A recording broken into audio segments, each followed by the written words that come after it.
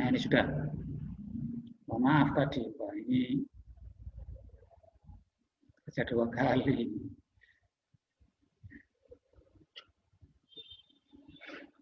Nah ini saya tambahkan lagi kegiatan sebelum panen. Apa yang harus dilakukan? Nah, waktu panen mulainya jam berapa, selesai jam berapa. Ini perlu dilakukan di manage dengan baik. Saya ketikkan lagi ya terkait dengan waktu panen ini. Waktu panen itu mulai pagi ya Pak ya? Oh ya. Waktu panen ini hari apa? Mulainya jam berapa? Selesainya jam berapa? Ini juga harus kita perhatikan. Kita juga harus berpikir ini, panen ini kan macam-macam ya terkait dengan kegiatan budidaya ya. Ada panen benih, ada panen gelondongan ikan, ada panen pembesaran ikan. Ya. Ini punya perlakuan yang berbeda. Apalagi panen-panen pada ikan-ikan yang apa namanya dalam kondisi hidup ya, panen ikan dalam kondisi hidup. Artinya dia tidak dipanen tetapi diperjualbelikan dalam kondisi hidup. Dipanen tetapi untuk dialihkan ke tempat yang lain untuk dilakukan pembesaran. Misalkan benih ikan. Kita kan menjual dalam kondisi hidup. Ini menjadi sulit lagi ini. Pembederan juga sama, penggelondongan juga sama. Terkait pembesaran tadi seperti yang saya sampaikan di awal tadi. Misalkan benih, misalkan kita mau tebar, mau panen benih, kita juga harus memperhatikan benih yang kita kirim, misalkan ini dikirim kemana, dekat atau jauh. Ini harus ada persiapannya. Bagaimana persiapannya? Ya, misalkan dilakukan pemuasaan dulu, dipuasakan terlebih dahulu agar isi perut dari ikan itu bersih.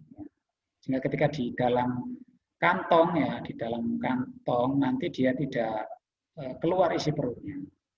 Kalau keluar isi perutnya maka akan mempengaruhi oksigen di dalam wadah kecil dia tempat hidup sementara tadi dari proses pemindahan tadi di wadah plastik dengan ukuran tertentu itu. Kalau dia masih penuh isi perutnya, maka biasanya pada waktu proses pemindahan dan dia ada di dalam plastik dengan ukuran tertentu tadi, biasanya dia mengeluarkan isi perutnya tersebut di air tempat dia di plastik tadi. Akhirnya apa? Mempengaruhi jumlah oksigen dan mengurangi oksigen yang ada di media kecil tadi. Ya, ini akan mempengaruhi SR ya, angka hidup ketika pas ditebar di lahan ini banyak yang mengalami kematian. Nah, ini perlakuan benih, pemanenan benih seperti itu.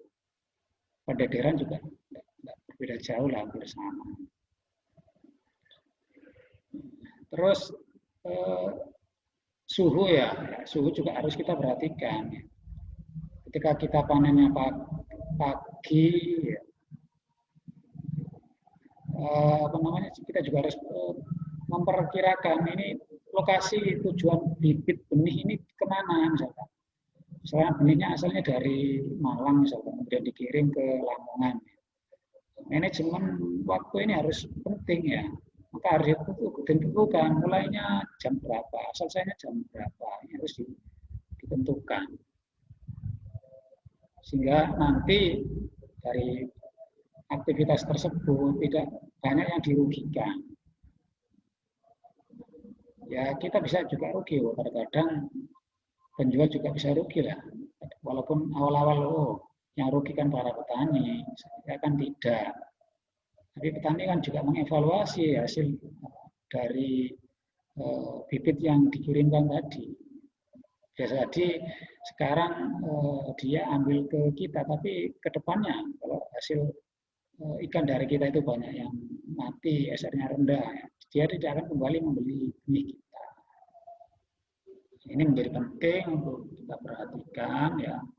Waktu dari panen ya ikan kita ya, ikan yang kita jual, ikan yang kita budidayakan, baik itu ukuran benih, pendederan, penggelondongan, pembesaran, perlu kita manage dengan baik dan benar. Baik, benar, tepat.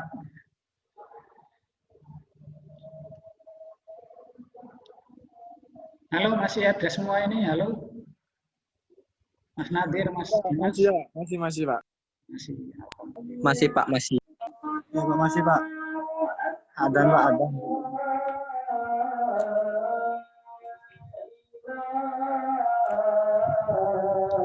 Kemudian ini sebagai contoh ya, aktivitas sebelum panen untuk udang apa yang harus dilakukan. Biasanya ketika udang panen udang, aktivitas yang kadang ada sesuatu yang merugikan, diantaranya adalah banyak udang yang molting. Nah, apa yang harus dilakukan ketika itu terjadi atau akan kita panen harus apa agar ikan atau udang itu tidak banyak yang molting. Kita tekan sekecil-kecilnya agar pas waktu panen dia kulitnya keras, tidak banyak yang molting. Terus selain itu apalagi agar kualitas ikan udang itu kualitasnya bagus ketika dipanen. Misalkan penurunan jumlah pakan yang diberikan atau bahkan pemberhentian pakan.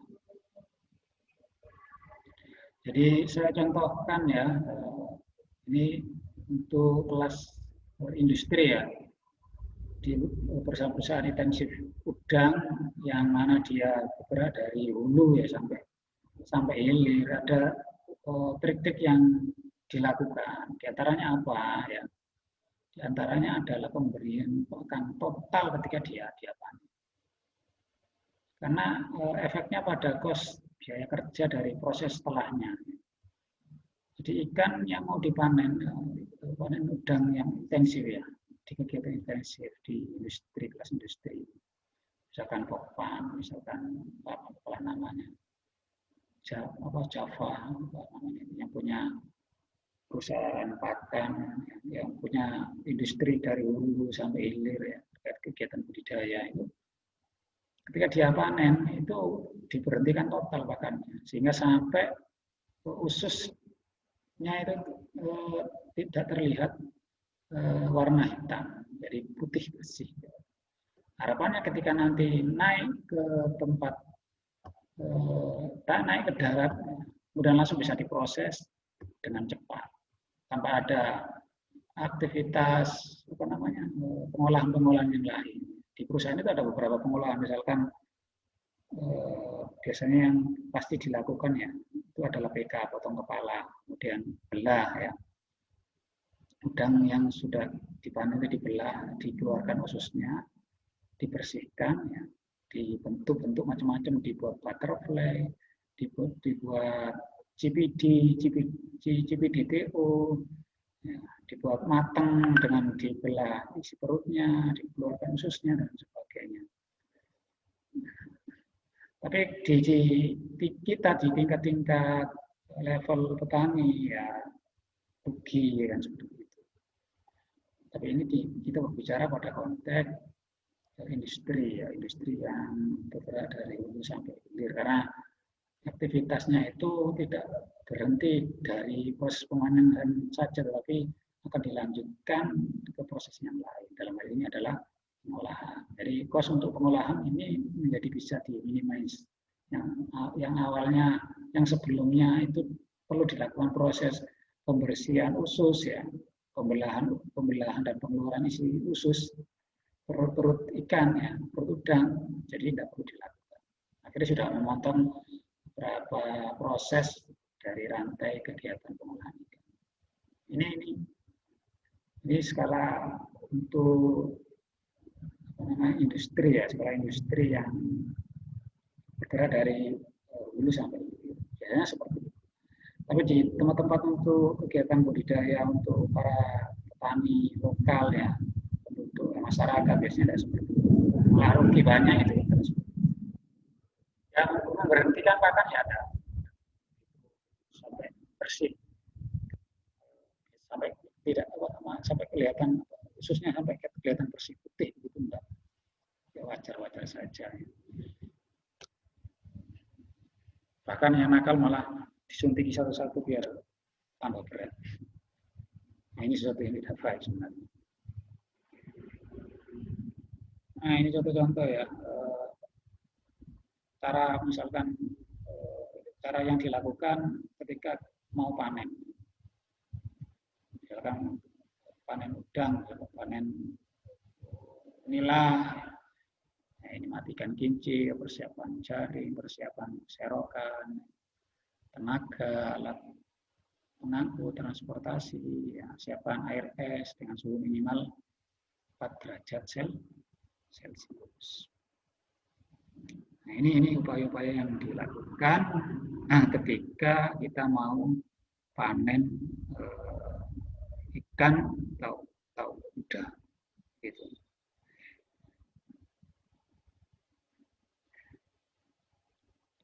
Kita lihat di sini ya, ada panen udang ya, panen udang.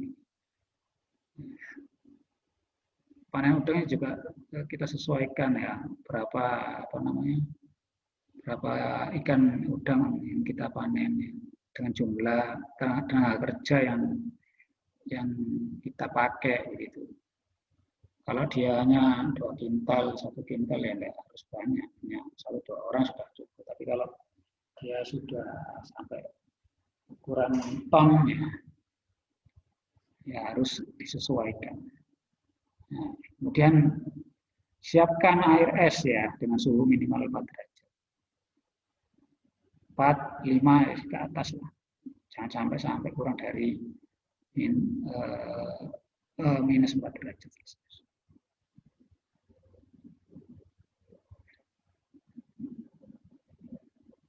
Minus 4 ini clear ini, minus 4. Di minus 4 derajat Celcius. Jadi ini menjadi wajib ya. Menjadi wajib ketika kita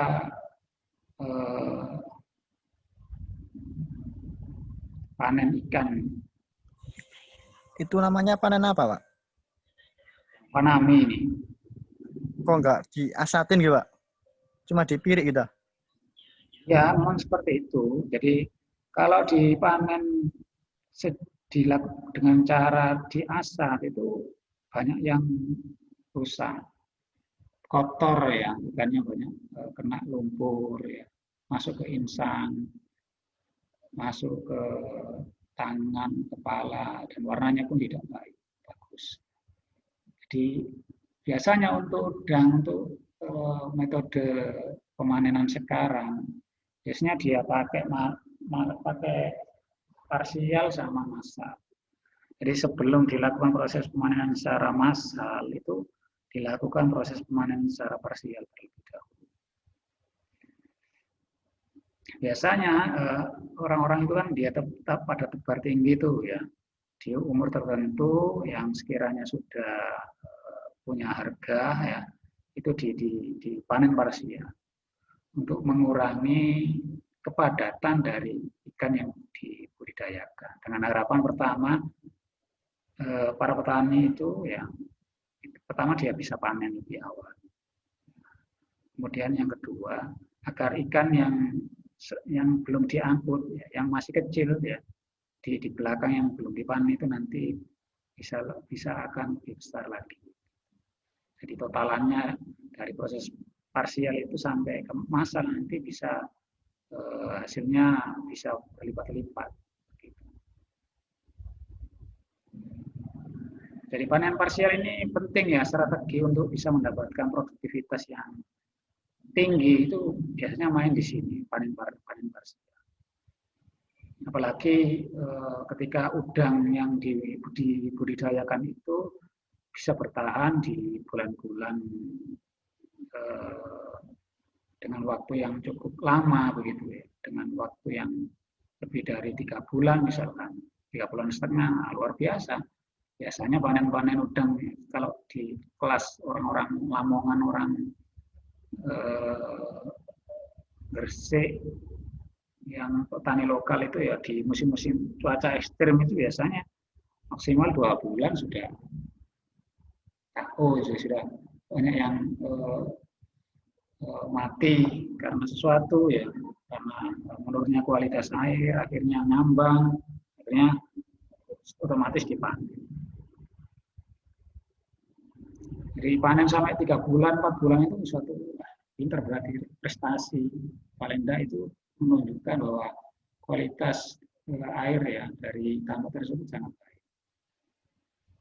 Apalagi kita menghadapi kondisi perairan yang semakin lama ini tidak menunjukkan suatu terus menunjukkan terus tambah baik kan begitu, dengan meningkatnya kegiatan industri, pertanian, perikanan.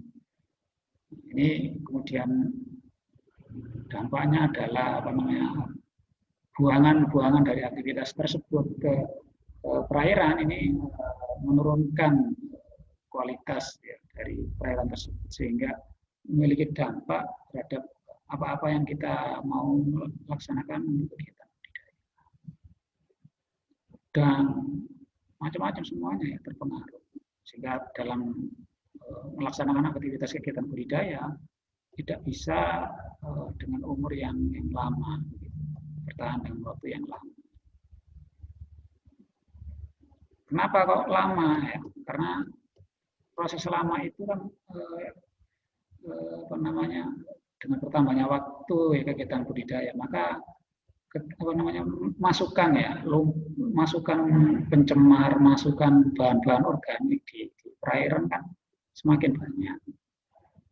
Nah, kalau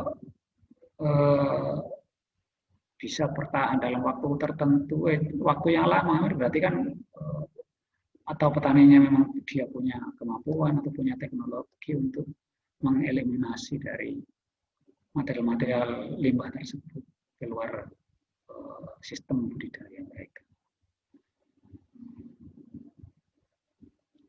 Baik teman-teman sekalian, kita lihat di tulisan yang di sebelah kiri ya, pada masa pemeliharaan selama lebih 114 dengan pada penebaran 62 ekor per meter persegi, udang panen dapat mencapai rata-rata 17,7 gram seperempat. Ini berapa ton ini? 1/5, 1/7 ton. Pemanenan dapat dilakukan secara total maupun selektif. Adapun beberapa hal yang perlu diperhatikan saat panen ya. Jadi antara 2 sampai 3 hari sebelum panen dilakukan pemberian kapur 10 sampai 20 ppm. Pada waktu pemanenan pemberian pakan harus dihentikan. Pada waktu pemanenan ya, harus diperhatikan. Waktu pemanenan tidak melakukan pergantian air selama 3 sampai 4 hari sebelum panen. Ini perlu digarisbawahi, 3 sampai 4 hari. Kalau ini dengan paksa kemudian Anda ganti hari, ganti airnya sebelum ini 3 sampai 4 hari, akan terjadi banyak molting di air di tempat yang tambak yang kita budidayakan. Panen dilakukan dengan pemasangan jaring di pintu pengeluaran. Kemudian pada saat volume diturunkan secara bertahap sembari melakukan panen udang. Sebaiknya panen dilakukan pagi hari atau sore untuk menjaga kualitas udang.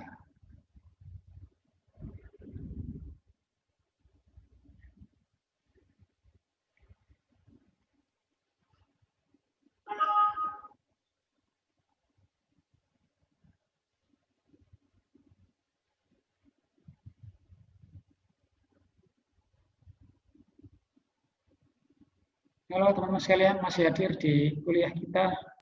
Enggak Pak, masih standby di sini semua Pak. Hadir. Hadir. Mau mahriban dulu Pak. Oke, baik. Mahriban. Tutup ya untuk kuliah kita pada ini. Kita Lanjutkan. Kita lanjutkan lagi jam 18:10.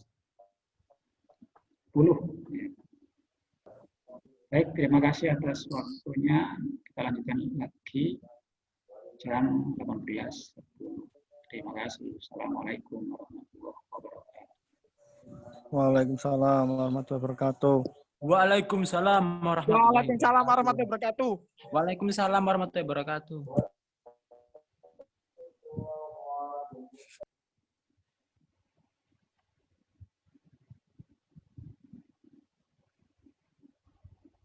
Bapak minta PPT-nya, Pak. Dikirim di WA atau di Sepada. Oke.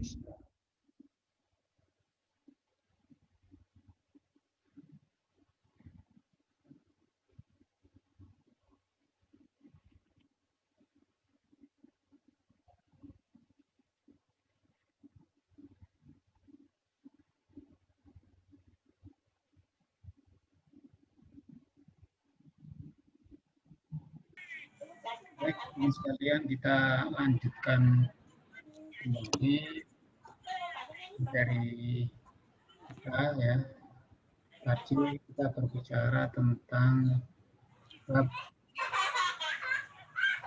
panenan, pemanenan. Penanaman pasca panen sebelum dan kemudian kita lanjut di materi selanjutnya ya. Saya share screen ya.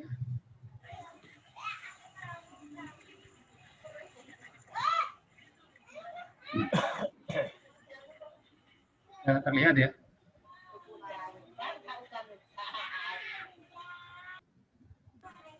Belum Pak, masih muter. Loading. Oh, loading. Loh, kok hilang semua? Sudah terlihat?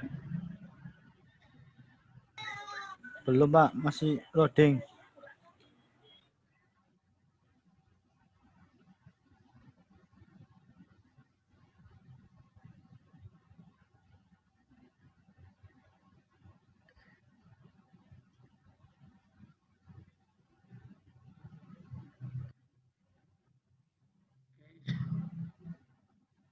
Sudah muncul?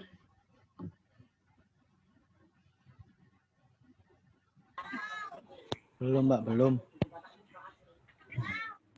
Belum muncul sama sekali, Pak.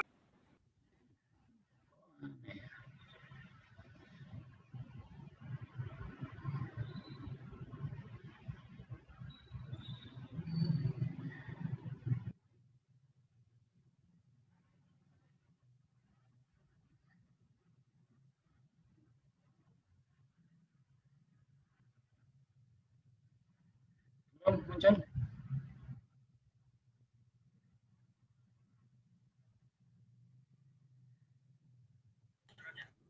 Belum Pak.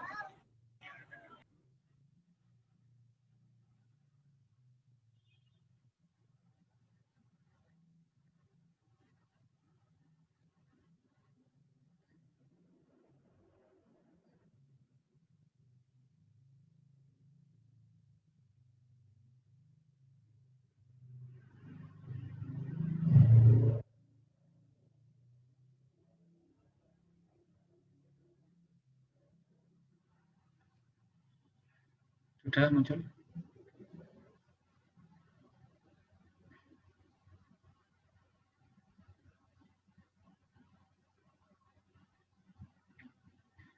Halo, Assalamualaikum.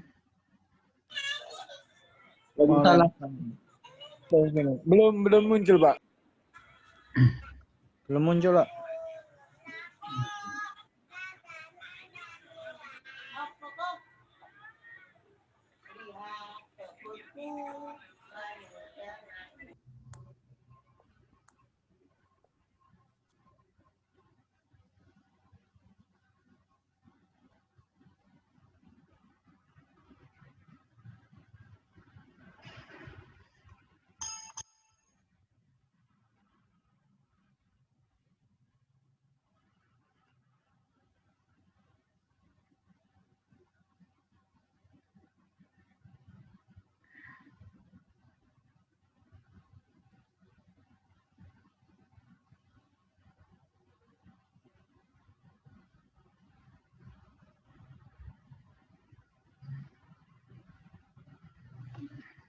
Oh, salah.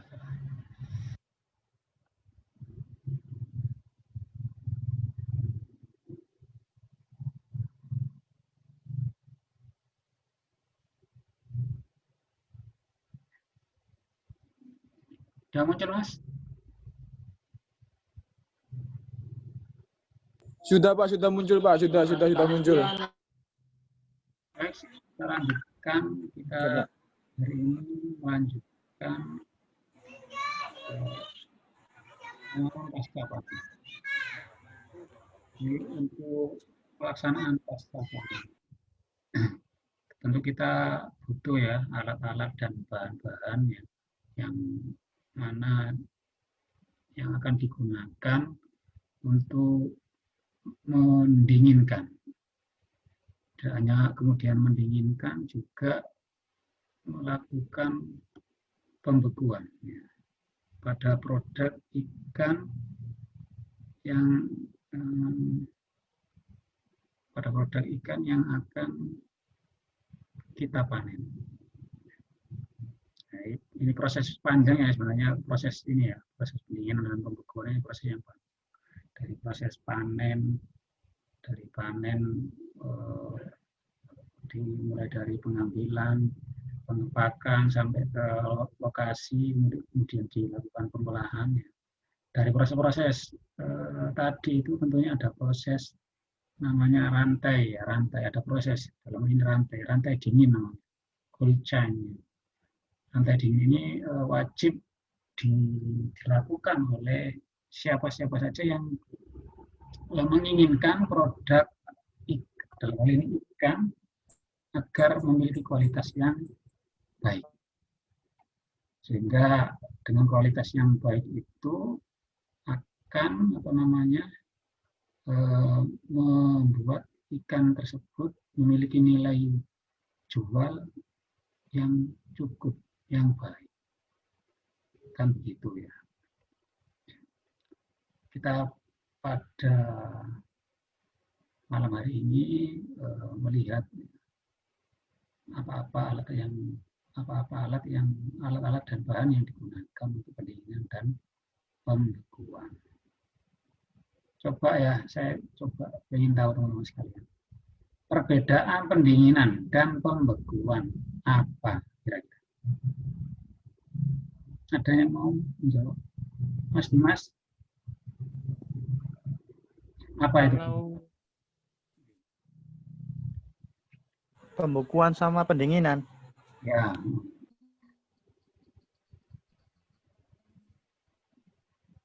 Apa perbedaan pendinginan dan itu gimana Pak?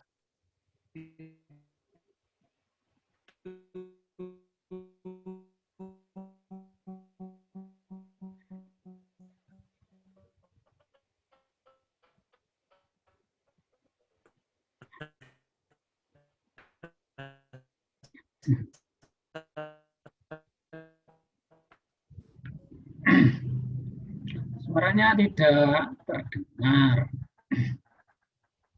Mas Rudin. Bisa cek tulisan, nggak apa-apa. Kali apa yang perlu misalnya mau disampaikan.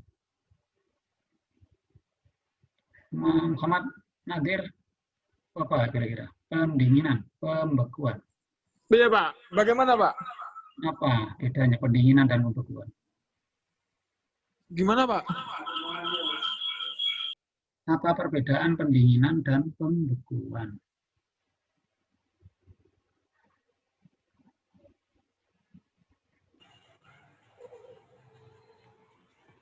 Saya Pak, pembekuan. Kalau pendinginan itu kayak ikannya didinginkan aja gitu loh Pak. Kalau pembekuan itu ikannya sampai atos. Oh, makanya kita kan butuh tahu bagaimana ikan itu hanya dingin saja, bagaimana ikan itu bisa sampai beku sampai atas tadi yang dengan sebutkan. Itu kan ada ringnya kan begitu. Untuk dia hanya dingin saja itu pada suhu berapa, pada kemudian suhu beku itu suhu berapa. Nah ini kalau sudah tahu itu, jangan bisa membedakan mana itu pendinginan, mana itu pembekuan. Baik, nanti kita dalami lagi di slide setelahnya.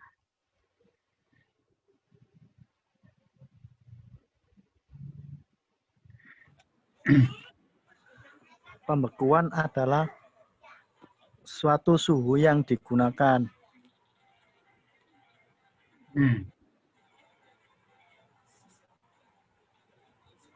Kalau pendinginan adalah suatu proses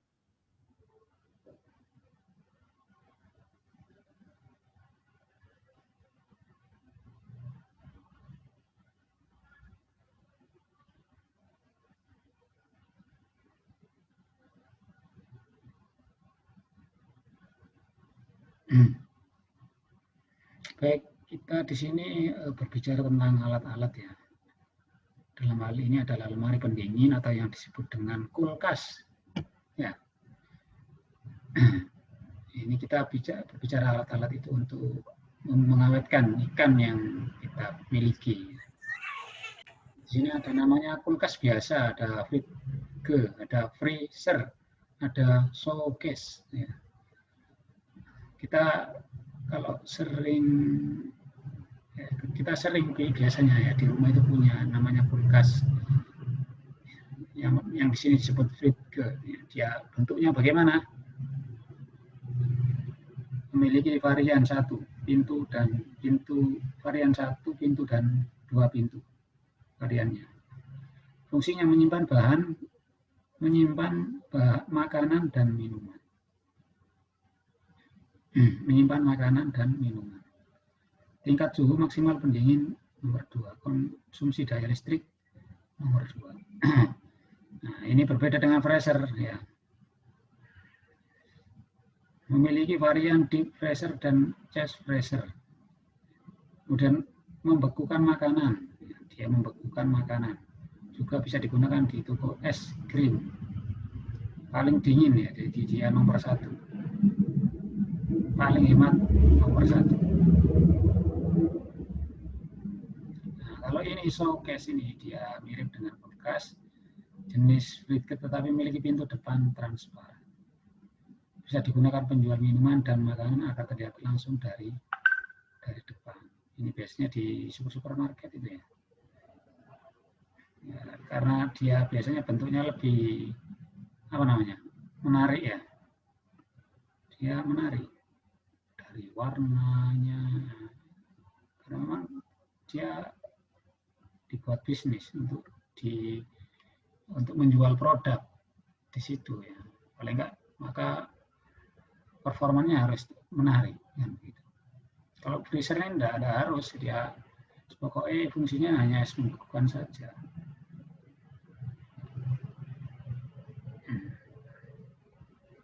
Dan biasanya dia di dalam kulkas ya, ada freezernya.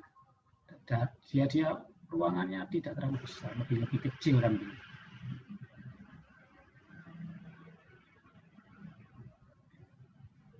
Dia mampu membekukan makanan, juga bisa digunakan di toko es krim. Kalau dia freezer ini biasanya dia di atas 10 derajat. Kalau yang ini fridge ini dia hanya mempertahankan saja, menyimpan makanan dan minuman. Tidak dalam waktu yang lama.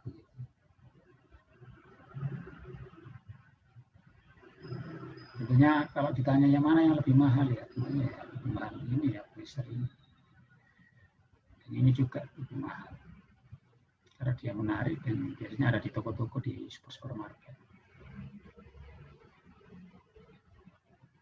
Karena ya ini yang membedakan minusnya ini, minus 10.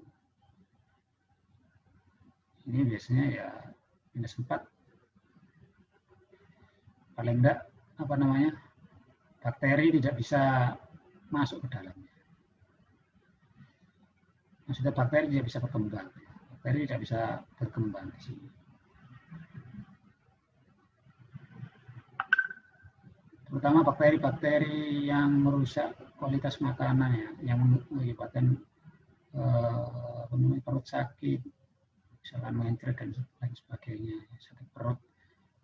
misalkan salmonella misalkan. Nah, ini yang biasanya sering dijaga agar bakteri ini tidak masuk dalam produk makanan kita.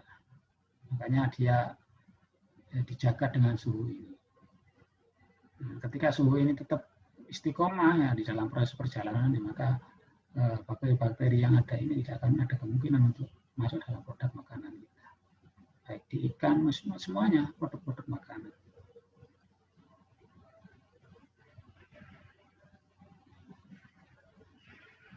Bagaimana kalau dia turun jadi 0 misalkan? 1 misalkan, 2 misalkan, atau 3 misalkan.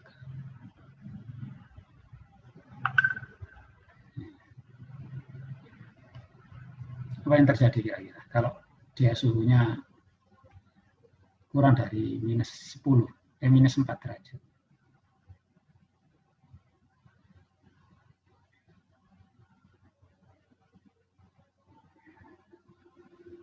Halo.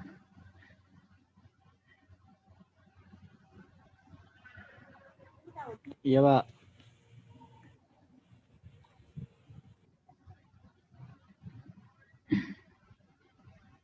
Tentunya bakteri akan berkembang.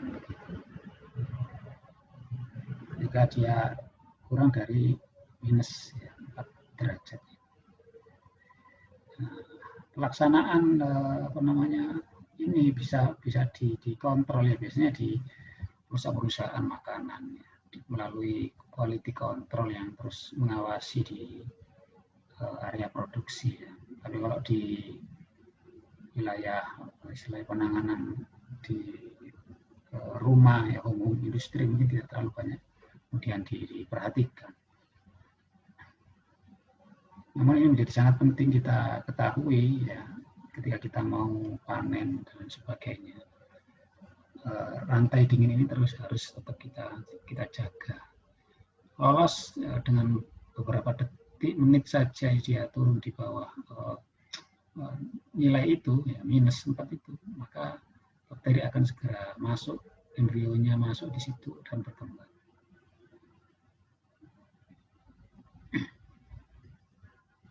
Nah, bentuk fisiknya ini seperti ini, bentuk fisik dari yang namanya apa ini?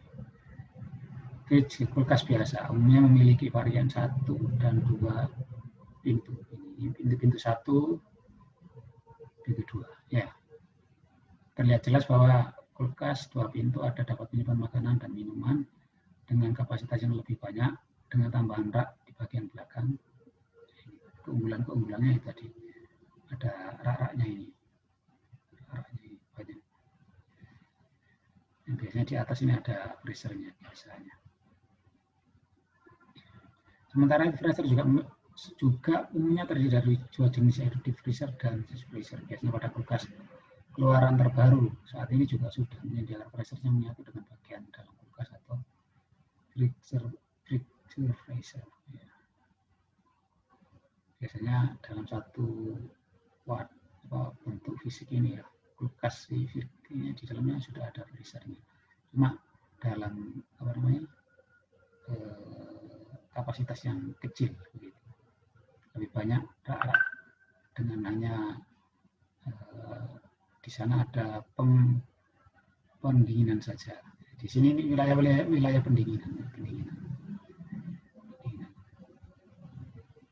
Sedangkan di atas biasanya ini ada wilayah pembekuan.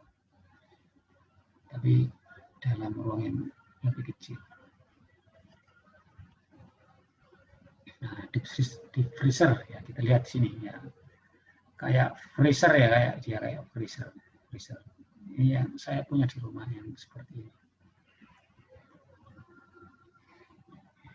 Dia menyediakan beberapa slot untuk Anda yang ingin membekukan makanan dan minuman dengan pintu yang dibuka dari depan, sedangkan chest freezer atau yang biasa Anda lihat di toko es krim juga memiliki slot yang dapat berguna membekukan makanan atau minuman. Namun perbedaannya terletak pada pintu kulkas yang harus dibuka dari atas. Selain itu, chest freezer umumnya berukuran melebar dan bukan meninggi.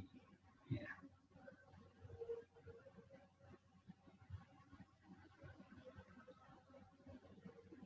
Nah, kalau ini ada seperti di rumah saya persis dibuka langsung ya, dari atas ke bawah ada slot, atas ke bawah begitu. Tapi kalau yang chest freezer itu yang ada di toko-toko es krim itu biasanya pakai apa namanya slot gitu ya, ditarik kiri kanan begitu, jadi tidak terbuka secara keseluruhan begitu. Karena di sana ada makanan atau minuman ya yang diperjualbelikan. Chest freezer biasanya ukurannya melebar dan bukan meninggi. Lebar biasanya, lebar. Ukurannya lebar bukan meninggi. Kalau yang di freezer ini biasanya dia dalam ya, apa tinggi ya, tinggi. Cukup tinggi. Biasanya kalau saya di rumah ini buat nampung apa namanya es krim ya. Es krim, es batu, semacam ya. Ya, lumayan laku biasanya kalau di bulan Ramadan jual es. Itu cuma dibuat pembekuan ikan aja ya Pak ya? Oh, bisa macam-macam, terserah mau dibuat apa. Bisa ikan juga bisa. Bisa sekarang itu kan semua pedagang-pedagang yang ingin mengawetkan makanan kebanyakan sudah punya yang seperti ini. Iya Pak, banyak kan freezer. Ya. Seperti ikan juga banyak ke situ Pak. Ya betul. Ikan bandeng. Kan freezer yang ini kan lebih cepat dibuat pendinginan ikan Pak ya?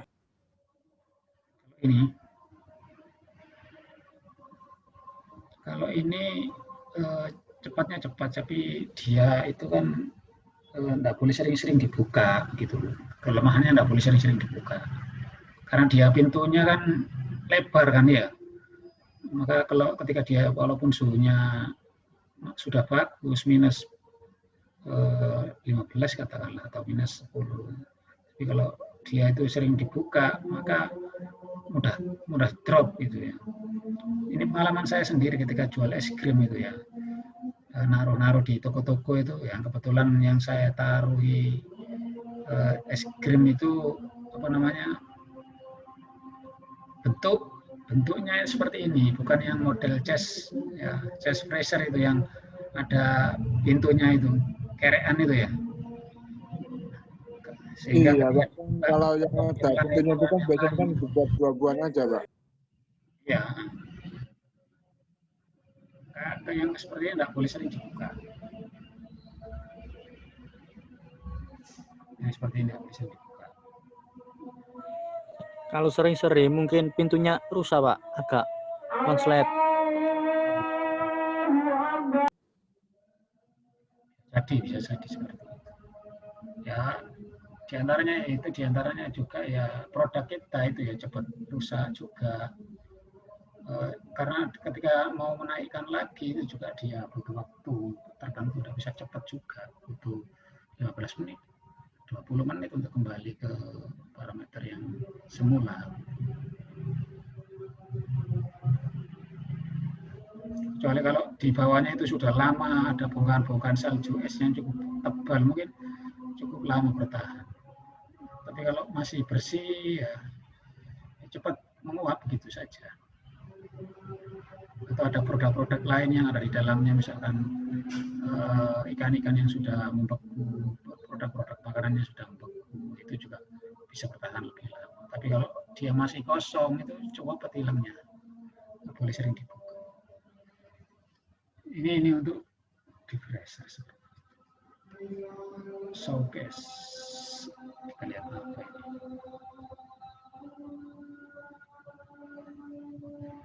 Ini tidak bisa mau saya digerakkan ini.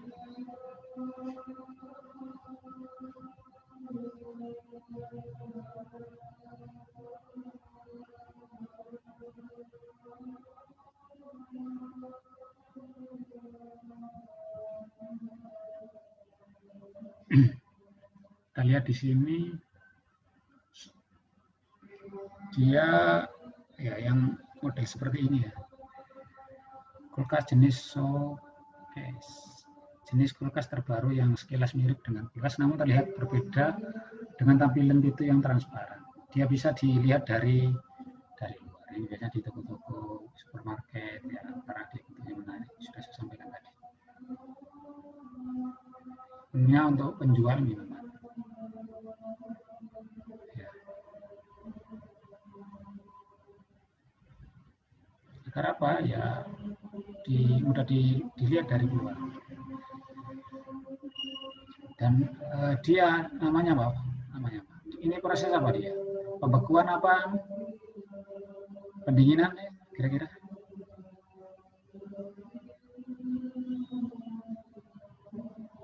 Pendinginan atau pembekuan yang kulkas jenis seperti ini? Pendinginan. Oke, pendinginan. Betul.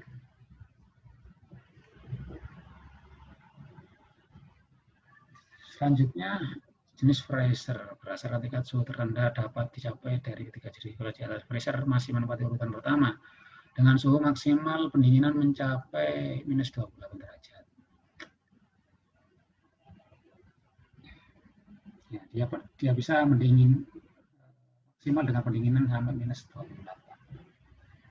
29, 27. Biasanya kalau di perusahaan ketika mau ekspor cabut ya dari semikontak, namanya semikontak. Jenis freezer yang besar bisa sampai 624 kg ya. Muat sebanyak itu ya. Biasanya dia sampai 29, 28, 27. Kalau ngecek materialnya itu bisa sampai minus 27. Kalau sudah bisa minus 27 derajat maka siap untuk di packing dan kemudian diberangkatkan. Kalau masih di bawah itu masih harus dilanjutkan untuk proses pembekuan lagi. Ini freezer ya didesain untuk membekukan air menjadi es batu sehingga banyak ada yang digunakan untuk jual es krim ya, makanan beku ya.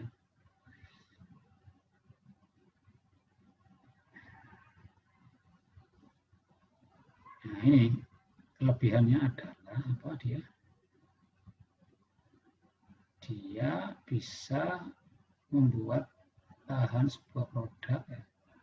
Ikan apa, makanan apa, sayuran ya. Ini bisa sangat bertahan sampai 1 sampai 3 bulan. Kalau menurut saya lebih dari itu, nah, sampai bisa 8 bulan, 1 tahun bisa. Pokoknya intinya proses rantai dinginan tidak pernah berubah. Mungkin untuk kualitas yang paling berubah itu adalah rasa terkait bentuknya ya tidak terlalu banyak signifikan kalau dia masih tetap suhunya sangat stabil ya. Istiqomah minus 10 ke atas itu insya Allah bisa bertahan sampai 5 bulan sampai 8 bulan. Tapi jarang ya yang punya produk sampai selama itu ya, adanya biasanya di perusahaan. Sehingga dia biasanya nampung barang banyak, ditampung, ditunggu temannya dengan ukuran size yang sama, sehingga dengan jumlah yang cukup banyak, akhirnya diberangkatkan ke ekspor. Nah ini bentuk fisiknya ya. Nah ini ya kalau yang bentuk fisiknya Afrika yang seperti ini.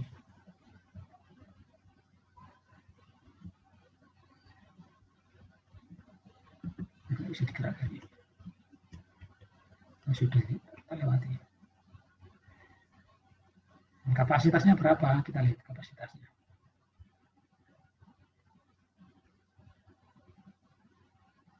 Ini sudah saya sampaikan tadi raknya. Konsumsi daya listriknya bagaimana? Nah, ini ya, sudah dijelaskan tadi. Freezer tidak menyatu dengan kulkas, masih dapat dikatakan paling hemat karena pada dasarnya jarang dibuka. Ya. Kalau dia sudah di titik tertentu, titik beku tertentu, maka ya listrik sudah memberikan aktivitas untuk kebutuhan daya listrik. Jadi itu menghemat ya, karena dia jarang dibuka. Ketika kulkas dibuka, maka sebagian udara dingin di dalamnya akan keluar dan menyebabkan suhu kulkas naik. Suhu kulkas akan naik. Untuk menurunkan kembali suhu di dalam kulkas diperlukan energi besar ya, dan tentunya daya listrik yang besar pula. Makanya kestabilan ini perlu dijaga ya. Yang punya freezer, punya kulkas ini jangan sering-sering dibuka. Karena ketika sudah turun dia untuk naik dongkrak ke atas ini dan dongkrak sesuai dengan awal ya, suhunya itu dia butuh energi yang besar dan itu butuh daya kan begitu. Ngangkatnya itu butuh daya banyak. Jadi dapat disimpulkan bahwa menurut intensitas ya, buka tutup frit di urutan kedua diikuti dengan showcase sebagai jenis kulkas yang paling membutuhkan banyak energi dan daya listrik. Namun rata-rata showcase keluaran terbaru sudah menawarkan penggunaan listrik yang lebih efisien sehingga akan sangat cocok apabila Anda sedang ingin membuka usaha minuman di dalam warnet atau toko. Seperti itu. Untuk harga ya. Setelah mengetahui ketiga jenis kulkas di atas dari sisi yang berbeda, ada baiknya Anda juga mengetahui kisaran harga dari tiga jenis kulkas tersebut. Siapa tahu Anda tertarik dan berencana membelinya di kemudian hari. Untuk freeze ke kulkas atau kulkas biasa, Anda dapat membelinya dengan kisaran harga 1-2 juta hingga 2 juta rupiah untuk satu pintu. Itu harganya paling kecil ya, Pak? Ya, yang murah itu, yang kecil itu.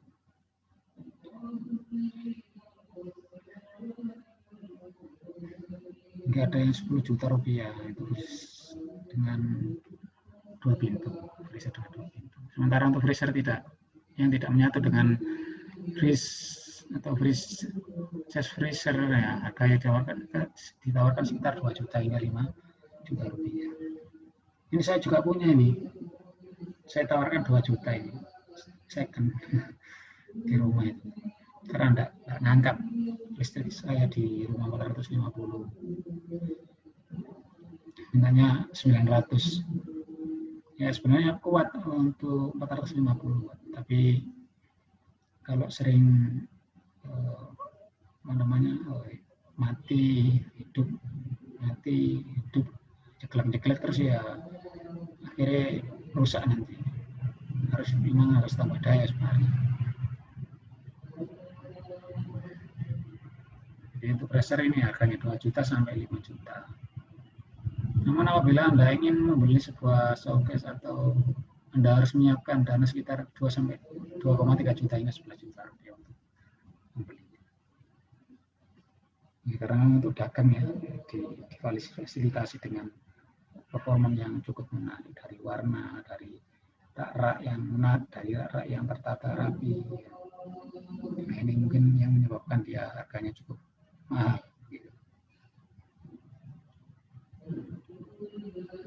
Baik teman-teman sekalian, kuliah pada malam hari ini ya, semua sudah selesai ya. Barangkali ada yang perlu disampaikan ya, bisa kita diskusikan.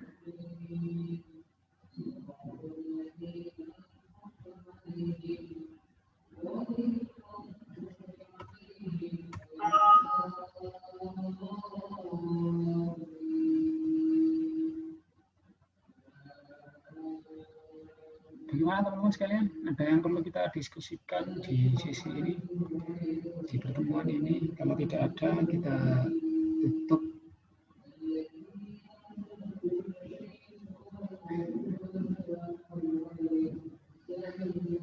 Halo, Assalamualaikum. Sudah Pak, nggak ada.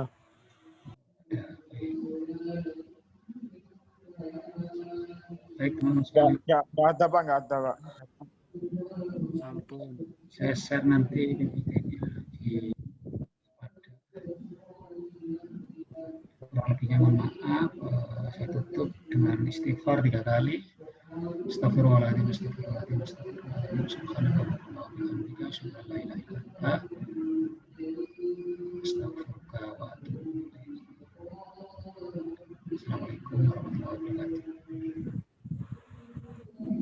Jangan tutup dulu ya, sebentar ya.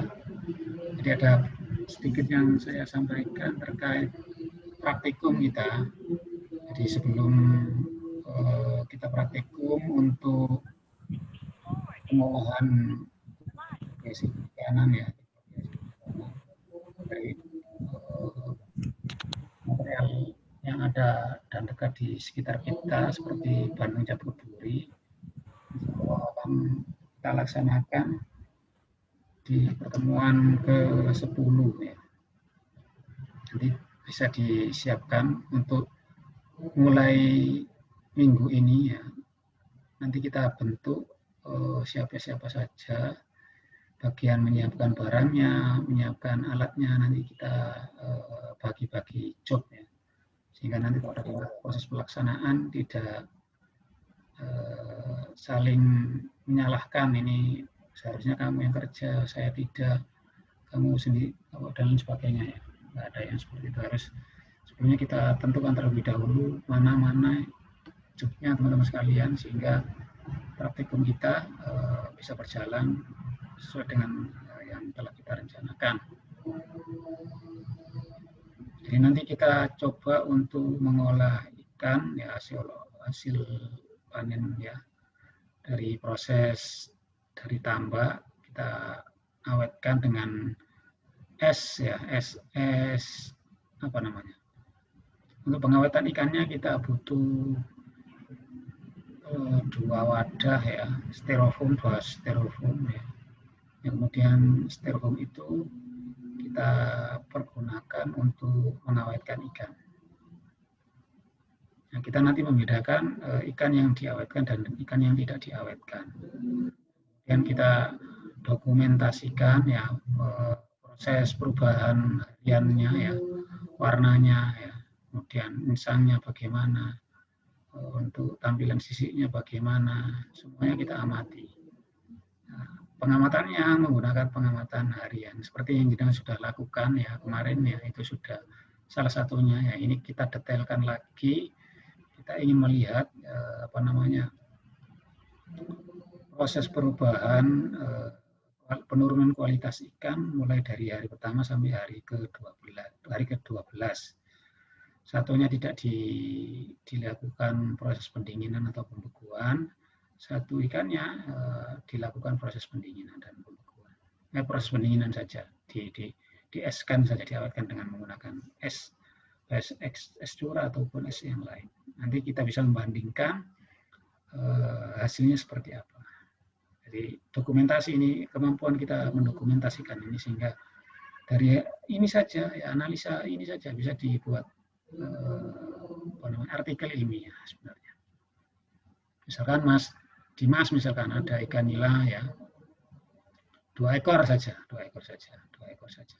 Satu diawetkan dengan menggunakan es, satu tidak.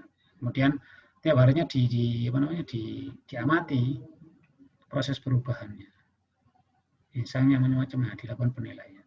Seperti jurnal yang sudah saya sampaikan di pertemuan keberapa itu ada sebenarnya untuk menilai ya, untuk menilai. Ini termasuk nomor 1, nomor 2, nomor 3, nomor 4. Itu kan panduannya sudah ada. Tinggal untuk proses praktikumnya, insya Allah di pertemuan ke-10, ini pertemuan ke-8 ya. Sekarang pertemuan ke-9. Kita sepakati hari apa untuk praktikumnya.